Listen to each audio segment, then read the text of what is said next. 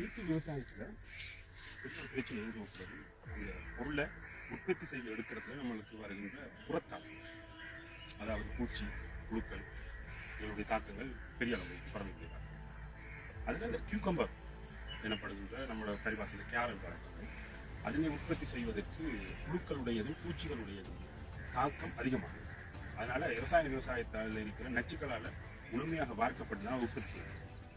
அந்த நச்சுக்களால் அவற்றினை உற்பத்தி செய்கின்ற பொழுது அதனுடைய கோட்பகுதியில் படிந்திருக்கின்ற ரசாயனங்கள் 2 நாட்கள் 3 நாட்களுக்குள்ளே உண்பதற்கான மேசைக்கு கட்டி வந்து இந்த பிரச்சனையில் இருந்து நமது கியூகம்பர் பிரியர்களை விடுவிக்க வேண்டுமாக இருந்தால் நிச்சயமாக ரசாயனமற்ற பூச்சிக்கொல்லிகளற்ற புழுக்களை ரசாயன முறையில் கட்டுப்படுத்தாத இயற்கை வழி விவசாயத்தில் அதை நம்ம உற்பத்தி செய்யணும்.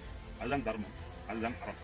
அந்த அடிப்படையில் மிகவும் வெயில் கூடிய சூடு அதிகமாக இருக்கின்ற இந்த அம்பாறை மாவட்டத்தில் கரையோர பிரதேசத்தில் அந்த கியூகம்பர் பயிற்சியில் நாங்கள் ஒரு ட்ரையலாக ஒரு ரிசர்ச் அண்ட் டெவலப்மெண்ட் சைட்டுக்காக செய்து முழுமையாக 100க்கு 100% மேலே ரசாயனங்கள் எதுவுமே பயன்படுத்தப்படாமல் எங்களுடைய பூச்சி விரட்டிகள் புழு விரட்டிகளை பயன்படுத்தி அதில் ஒரு அடைவை அடைந்திருக்கும். இது முழுமையான அடைவல்ல, இதையும் காணும்.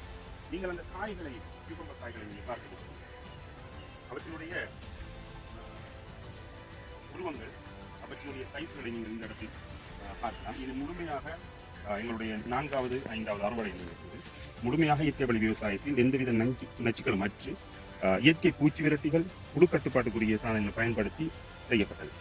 அல்ஹம்துலில்லாஹ், இது எங்களுடைய 5வது தலைமுறை அறுவடையில் ஈடுபட்டிருக்கின்றோம். முதல் தலைமுறை அறுவடையை விட 2வது 3வது அதிகரித்து தற்பொழுது 5வது ஒரு சான் அளவிற்கு வளர்ந்திருக்கிறது. இதனுடைய வெயிட்டையும் இதனுடைய நீளத்தையும் இன்ஷா அல்லாஹ் இத்துடன் உங்களுக்கு அப்டேட் பண்ணிக்கலாம். இயற்கை விவசாயம் நம்மையும் நம்மை சுற்றி இருக்கின்ற சூழலையும் அவற்றின் உயிர்களையும் பாதுகாக்கும் என்ற நம்பிக்கையுடன் தொடர்ந்து இந்த பணியை செய்து கொண்டிருக்கிறோம். அல்ஹம்துலில்லாஹ். நன்றி.